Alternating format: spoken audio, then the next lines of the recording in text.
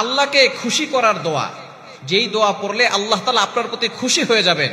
এটা শামাইলে তিরমিজির ভিতরে এসেছে 233 নম্বর হাদিসের ভিতরে হযরত আলী রাদিয়াল্লাহু তাআলা আনহু থেকে হাদিসটি এসেছে। হযরত আলী রাদিয়াল্লাহু তাআলা আনহু তিনি একবার যানবাহনে উঠবেন, তিনি সফর করবেন, তিনি বাহনের উপর উঠবেন। তখন তিনি যখন সে পা রাখার জায়গায় পা রাখলেন তখন বিসমিল্লাহ পড়লেন। এরপরে তিনি উঠলেন, উঠার পরে বাহরের উপর উঠার পরে বললেন সুবহানাল্লাযী সাখখারা লানা হাযা ওয়া মা কুন্না লাহু মুকরিনিন ওয়া ইন্না ইলা রাব্বিনা লামুনকালিবুন। এরপরে তিনি আলহামদুলিল্লাহ 3 বার পড়লেন, আল্লাহু আকবার 3 বার পড়লেন। এরপরে বললেন সুবহানাকাল্লাযী আল্লাহুম্মা ইন্নী যালামতু নাফসি যুলমান কাসীরা ওয়া লা ইয়াগফিরুয যুনুবা ইল্লা আনতা। এই দোয়াটা পড়লেন। এরপর তিনি হেসে দিলেন। তখন তাকে জিজ্ঞেস করা হলো, ইয়া আমিরুল মুমিনিন, আপনি হাসলেন কেন? বলতেছেন, আমি যে এই কাজগুলো করলাম নবীজি সাল্লাল্লাহু আলাইহি ওয়াসাল্লাম এটা করতেন। আমি নবী সাল্লাল্লাহু আলাইহি ওয়াসাল্লামকে জিজ্ঞেস করলাম, ইয়া রাসূলুল্লাহ আপনি কেন হাসলেন? নবীজি সাল্লাল্লাহু আলাইহি ওয়াসাল্লাম বলেছেন, যখন কোনো ব্যক্তি এই দোয়া পড়ে তখন আল্লাহ তাআলা তার প্রতি খুশি হয়ে যান। সেটা কি?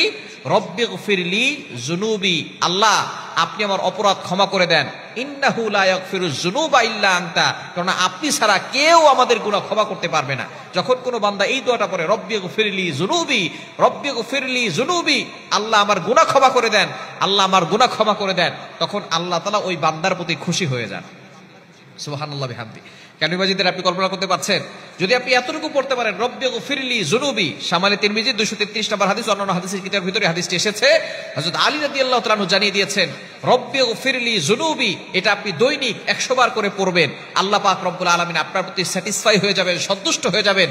দুনিয়াতে আপনি অনেক মানুষকে খুশি করেছেন, অনেক মানুষের মুখে হাসি ফুটিয়েছেন। যদি আপনি আল্লাহকে খুশি করাতে না পারেন তাহলে কিন্তু আপনার জন্য জাহান্নাম অবধারিত হয়ে যাবে। এজন্য আসুন আমরা আল্লাহকে খুশি করাই, এই দোয়াটা বেশি বেশি করি, রব্বিগফিরলি যুনুবি, রব্বিগফিরলি যুনুবি। আল্লাহ তাআলা ওই বান্দার প্রতি খুশি হয়ে যাবেন এবং বান্দার সকল গুনাহ ক্ষমা করে দিবেন।